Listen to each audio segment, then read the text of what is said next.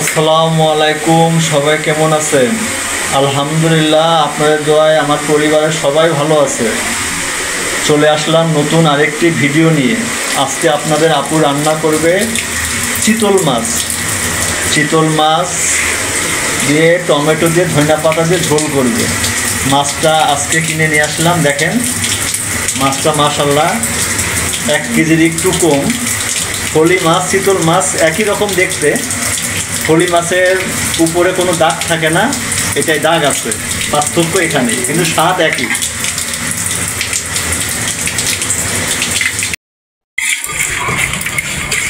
আপুরা ভাইয়ারা, আপনাদের আপু মাছটা ভালো মতো ধুয়ে নিতেছে।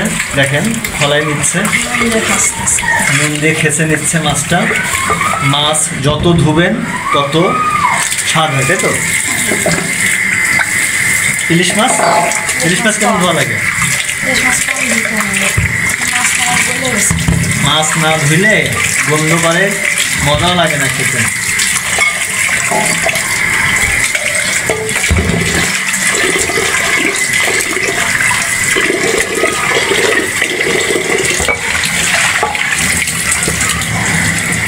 বুঝে একটা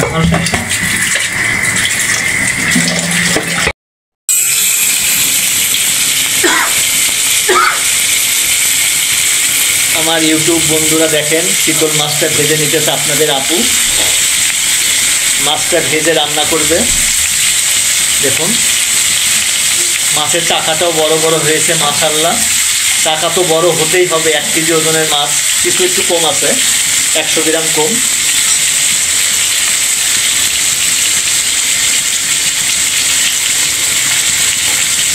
বন্ধু, আমার ইউটিউবের বন্ধুরা, আমাদের যে ভিডিওগুলো আমরা ইউটিউবে ছেড়ে দেই, এই ভিডিওগুলো প্লিজ ফুল ওয়াচ করে দেখবেন, অনুরোধ থাকলো আপনাদের।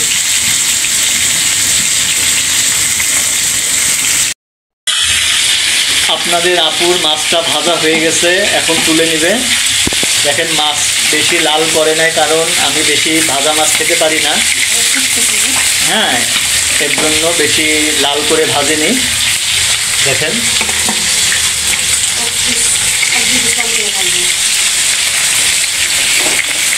দুই চুলায় ভাজতেছে আপনার আপু মাছ, যেহেতু আজকে আমাদের রান্নাটা দেরি হয়ে গেছে।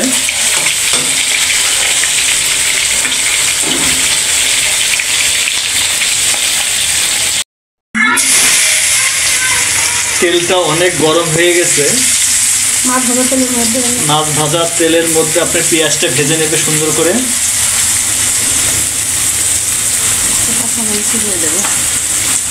কয়েকটা কাঁচামরিচও দিয়ে দিল।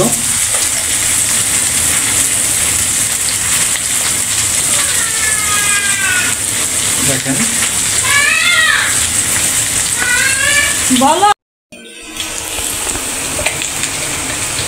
পেঁয়াজটা ভাজা হয়ে গেছে। দেখেন এখন আপনার মশলাটা দিয়ে দিবে। দাঁড়াও, 1.5 চামচ আদা বাটা, রসুন বাটা দিয়ে দিল, একসাথে মিক্সড করা আছে।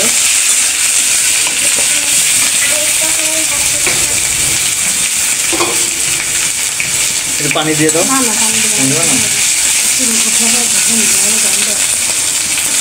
মশলাটা এখন একটু ভালো করে ভেজে নিবে, নাহলে মশলা একটা গন্ধ আসে।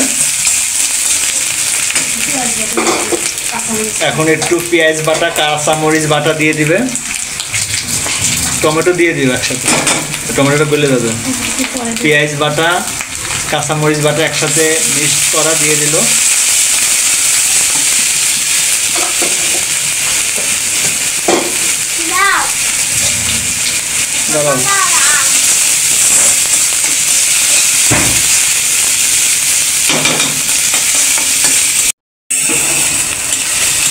মশলাটা একটু পানি দিয়ে আর একটু কষিয়ে নিবে।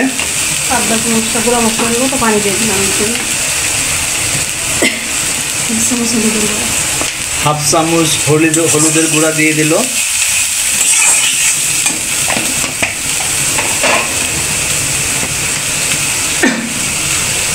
পনে 1 চামচ গুঁড়া মরিচের গুঁড়া।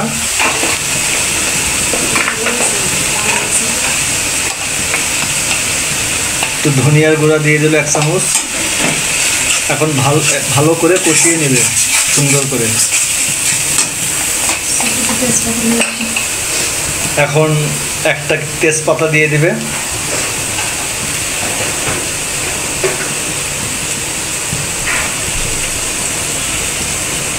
এখন এই যে মাছ ভাজা হয়ে গেছে, আলাদা পাত্রে তুলে রেখেছে।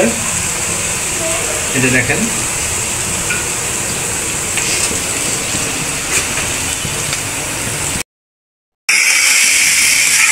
টমেটোটা দিয়ে দিছে। টমেটো মশলাটা সুন্দর মতো কষিয়ে নেবে। টমেটো আগে দেওয়ার কারণ হচ্ছে টমেটোটা গলে গেলে ভালো লাগে খেতে, আর টমেটো যদি পরে দেয় আস্তে আস্তে থাকে ভালো লাগে না।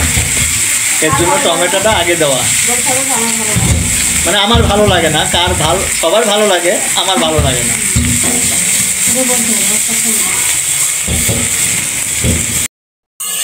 বন্ধুরা মশলাটা ভালো মতো কষানো হয়ে গেছে।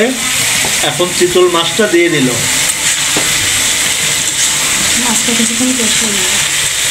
মাছটা কিছুক্ষণ কষিয়ে নিবে। হ্যাঁ, তারপরে আপনার গরম পানি দিয়ে দিবে।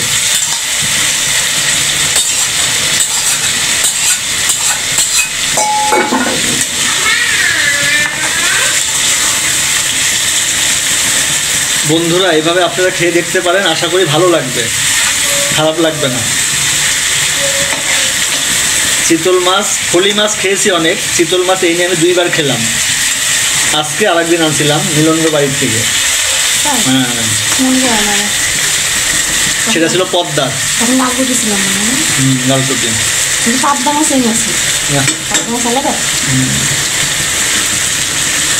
দেখেন কত সুন্দর কালার আসছে, লোভনীয় কালার।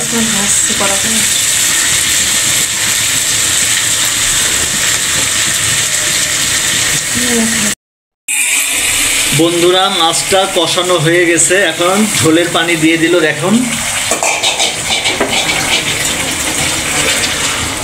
মাছ হালকা ভাজলে ভেঙে যায়, কড়া ভাজা দিলে সুন্দর হয় মাছটা, মজাও লাগে আমার কাছে। মনে হয় খায় না তারপরে দেখুন। আর এই মাছে প্রচুর কাটা কিন্তু না, কড়া ভাজা দিলেই তো ভালো। দেখুন রান্নাটা প্রায় আমাদের শেষ পর্যায়ে। কালারটা দেখেন কত সুন্দর লোভনীয় কালার হয়েছে।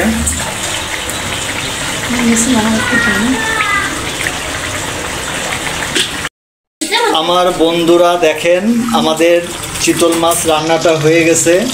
আশা করি রান্নাটা আপনাদের ভালো লাগবে। আমাদের রান্নাটা যদি আপনাদের ভালো লেগে থাকে অবশ্যই লাইক, কমেন্ট, সাবস্ক্রাইব করে দিবেন। অনুরোধ থাকলো আমাদের পাশে থাকবেন এবং ফুল ওয়াচ করে দিবেন। বিশেষ করে এখন ধনিয়া পাতা দিয়ে দেবে।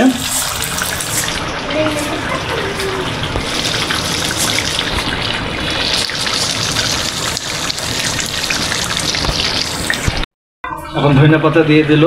ধনিয়া পাতা দিলে একটু ভালো লাগে, ঘ্রাণটা খেতেও মজা লাগে, দারুণ লাগে। দেখেন